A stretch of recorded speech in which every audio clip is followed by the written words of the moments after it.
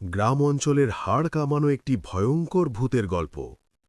আজকের এই গল্পের আসল চরিত্রে ভয়েস দিচ্ছেন গৌতম লাহিড়ী, আর ভূতের কাহিনীর চরিত্রে আছেন নন্দিতা চক্রবর্তী, আর পরিচালনায় আছেন কমলেশ মণ্ডল।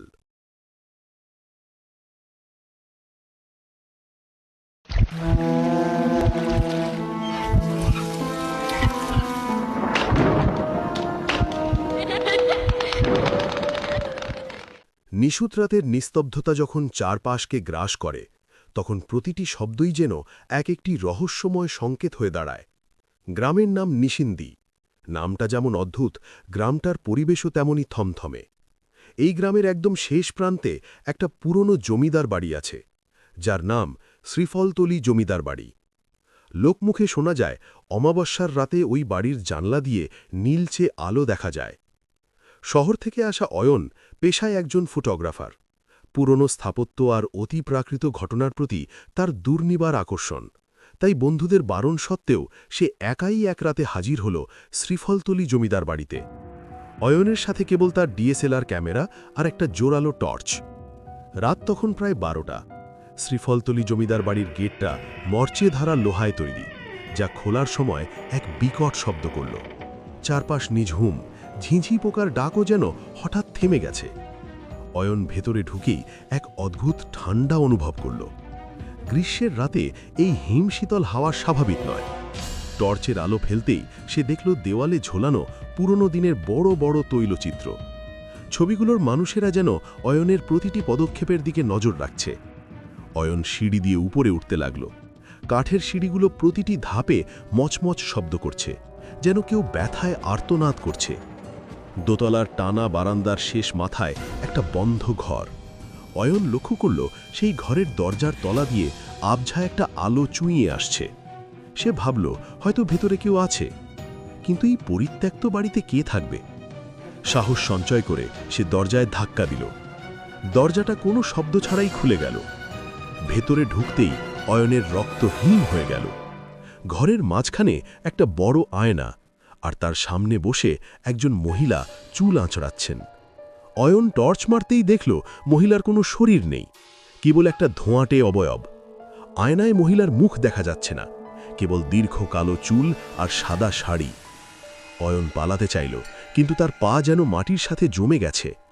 হঠাৎ সেই অবয়বটি স্থির হয়ে গেল। আয়নার ভেতর দিয়ে অয়ন দেখতে পেল মহিলাটির মুখটি আস্তে আস্তে তার দিকে ঘুরছে, কিন্তু সেখানে কোনো চোখ, নাক বা মুখ নেই, কেবল মসৃণ চামড়া। মহিলাটি ফিসফিস করে বলল, অয়ন চিৎকার করতে চাইল, কিন্তু তার গলা দিয়ে আওয়াজ বেরোল না। সে দেখল ঘরের দেওয়ালগুলো দিয়ে রক্ত চুইয়ে পড়ছে। হঠাৎ তার ক্যামেরাটা নিজে থেকেই ফ্ল্যাশ দিতে শুরু করল। প্রতিটি ফ্ল্যাশে সে দেখতে পেল ঘরটা ভরে যাচ্ছে আরও অনেক ছায়া দিয়ে। তারা সবাই অয়নের দিকে হাত বাড়িয়ে এগিয়ে আসছে। অয়ন কোনো মতে নিজেকে ছাড়িয়ে নিয়ে নিচে নামার জন্য দৌড় দিল। পেছনে শুনতে পেল বহু মানুষের পায়ের শব্দ। সিঁড়ি দিয়ে নামার সময় তার মনে হলো কেউ তার পা টেনে ধরছে। সে হোঁচট খেয়ে গুড়িয়ে পড়ল নিচে। অন্ধকারেই সে অনুভব করল একজোড়া বরফ শীতল হাত তার গলা চেপে ধরছে। ঠিক যখন অয়ন জ্ঞান হারাতে যাচ্ছিল, তখনই দূরে মন্দিরের ঘণ্টার শব্দ শোনা গেল। ভোর হতে আর বেশি দেরি নেই। সাথে সাথে সেই শীতল হাতগুলো আলগা হয়ে গেল। অয়ন দেখল সে মন্দিরের সামনে পড়ে আছে। গ্রামের মানুষ তাকে উদ্ধার করে। পরে জানা যায়, বহু বছর আগে ওই বাড়িতে এক নববধূর উপর অমানুষিক নির্যাতন চালানো হয় এবং তাকে ওই আয়নার সামনেই মেরে ফেলা হয়। তারপর থেকেই সেই অতৃপ্ত আত্মা কাউকে সেখানে স্থির হতে দেয় না। অয়ন শহর ফিরে আসার পর ভেবেছিল জীবন আবার স্বাভাবিক হয়ে যাবে, কিন্তু নিশিন্দি গ্রামের সেই অভিশপ্ত রাত তার পিছু ছাড়ল না। অয়নের ফ্ল্যাটটা কলকাতার ব্যস্ত এলাকায় হলেও মাঝরাতে অয়নের ঘরের তাপমাত্রা হঠাৎ করেই হিমাঙ্কের নিচে নেমে যায়।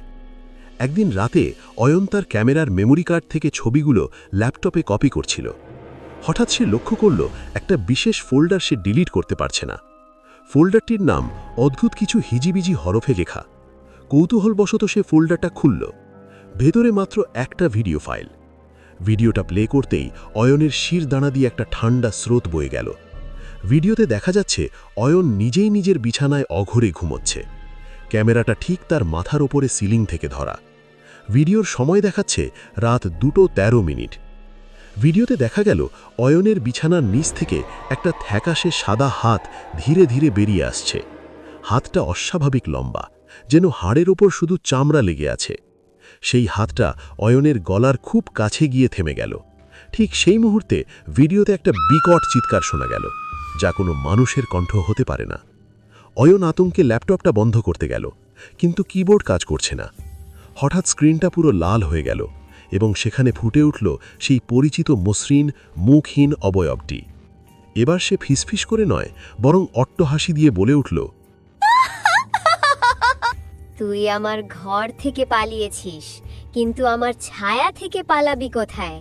অয়ন ঘর থেকে বেরিয়ে যেতে চাইল, কিন্তু দেখল দরজার লকটা ভেতর থেকে জ্যাম হয়ে গেছে। আয়নার দিকে তাকাতেই দেখল আয়নায় তার নিজের প্রতিচ্ছবি নেই, বরং সেখানে দাঁড়িয়ে আছে সেই সাদা শাড়ি পরা নারী, যার হাতে একটা পুরনো আমলের পিতলের আয়না। সে দেখল তার ঘরের দেওয়ালে ঝোলানো তার নিজের তোলা ল্যান্ডস্কেপ ছবিগুলো বদলে যাচ্ছে। পাহাড় ঝর্ণার বদলে সেখানে ফুটে উঠছে শ্রীফলতলী জমিদার বাড়ির সেই অন্ধকার বারান্দা আর ভাঙা সিঁড়ি। ঘরটা যেন ধীরে ধীরে ওই অভিশপ্ত কুঠিরে রূপান্তরিত হচ্ছে। হঠাৎ অয়ন অনুভব করল তার পায়ের নিচটা ভিজে যাচ্ছে। নিচে তাকাতেই দেখল মেঝে ফেটে নোনা জল আর কাদা উঠে আসছে, ঠিক যেমনটা নিশিন্দি গ্রামের সেই পুরনো কুঠিরের বেসমেন্টে ছিল। বাতাসের গন্ধে মিশে আছে পচা মাংস আর পুরনো চন্দনের এক অদ্ভুত মিশ্রণ। অয়নের ফোনটা হঠাৎ বেজে উঠল। স্ক্রিনে ভেসে উঠল একটা অজানা নম্বর। ফোনটা রিসিভ করতেই ওপাশ থেকে অয়ন নিজেরই কণ্ঠস্বর শুনতে পেল। ওপাশ থেকে অয়ন বলছে, অয়ন, ফিরে আয়। তুই তো তোর ক্যামেরাটা ওখানে ফেলে এসেছিস। তোর স্মৃতিগুলো এখানেই বন্দী। অয়ন বুঝতে পারল সেই রাতে যখন সে পালিয়ে এসেছিল, তখন সে শুধু শরীরটা নিয়ে ফিরে এসেছিল। তার সত্তার একটা অংশ ওই মায়াবী কুঠির আটকে রেখে দিয়েছে। হঠাৎ তার ঘরের আলো নিভে গেল। ঘুটঘুটে অন্ধকারে সে শুনতে পেল নুপুরের শব্দ। শব্দটা তার পিঠের ঠিক পেছন থেকে আসছে। কেউ একজন তার কানের খুব কাছে এসে তপ্ত নিঃশ্বাস ফেলে বলল, আয়নাটা ভেঙে ফেললি না কেন? এখন তো আমি আয়নার ভেতর দিয়ে তোর দুনিয়ায় চলে এলাম। পরদিন সকালে অয়নের ফ্ল্যাটের দরজা ভেঙে পুলিশ ঢোকে। তারা দেখে ঘরটা একদম পরিপাটি, কিন্তু অয়ন সেখানে নেই। শুধু মেঝের মাঝখানে পড়ে আছে তার ডিএসএলআর ক্যামেরাটা। পুলিশ যখন ক্যামেরার গ্যালারি চেক করল, তারা শেষ ছবিটা দেখে স্তব্ধ হয়ে গেল। ছবিতে দেখা যাচ্ছে অয়ন শ্রীফলতলী জমিদার বাড়িতে সেই মুখহীন মহিলার পাশে দাঁড়িয়ে হাসছে, কিন্তু অয়নের নিজের মুখটাও এখন একদম মসৃণ, চোখ নাক মুখহীন। নিশিন্দি গ্রামের মানুষ আজও বলে, মাঝরাতে শ্রীফলতলী জমিদার বাড়ির বারান্দায় এখন আর একজন নয়, দুজনকে দেখা যায়। একজন সাদা শাড়িতে আর আরেকজন গলায় ক্যামেরা ঝুলিয়ে নিঃশব্দে ঘুরে বেড়ায়। গল্পের এই মোড় কি আপনার গায়ে কাঁটা দিল? যদি ভালো লাগে তাহলে ভিডিওটি একটি লাইক করবেন, আর এরকম ভিডিও পেতে চ্যানেলটিকে সাবস্ক্রাইব করে পাশে থাকা বেল আইকনটি অন করে দেবেন। তাহলে দেখা হচ্ছে পরবর্তী হাড় কাঁপানো নতুন একটি ভূতের গল্পে।